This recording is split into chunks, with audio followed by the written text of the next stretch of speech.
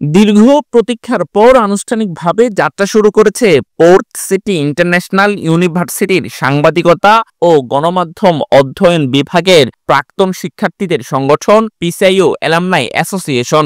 শনিবার বিকেলে বিশ্ববিদ্যালয়ের অডিটোরিয়ামে অ্যাসোসিয়েশনের প্রথম কার্যনির্বাহী কমিটির শপথ গ্রহণ ও দায়িত্ব হস্তান্তর অনুষ্ঠানের মধ্য দিয়ে সংগঠনটির যাত্রা শুরু হয়।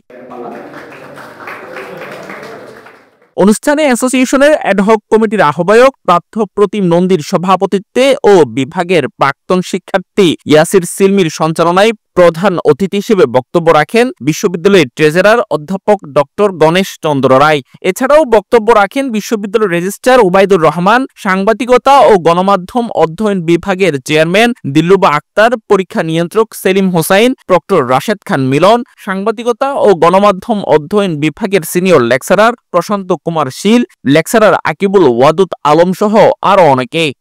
এই বিশ্ববিদ্যালয়ে প্রায় 1 যুগ ধরে যত কিছু করতে পেরেছি, আমার মনে হয় আজকে আমাদের যে চেষ্টা এটার প্রথম একটা পূর্ণতা পেয়েছে। অনুষ্ঠানে বক্তারা বলেন, সাংবাদিকতা বিভাগের শিক্ষার্থীদের জন্য চ্যালেঞ্জ সব সময় বেশি। ভৈফুর সংবাদ মাধ্যমের ভিড়ে বস্তুনিষ্ঠ সংবাদ পরিবেশনের মাধ্যমে এই অ্যাসোসিয়েশন দেশ, জাতি ও সমাজের ইতিবাচক দিক তুলে ধরবে। অভিনন্দন জানাচ্ছি এবং এই কমিটি যেন তার কাজে কর্মে সাফল্যের শিখরে আসতে পারে সেই শুভকামনা রাখছি।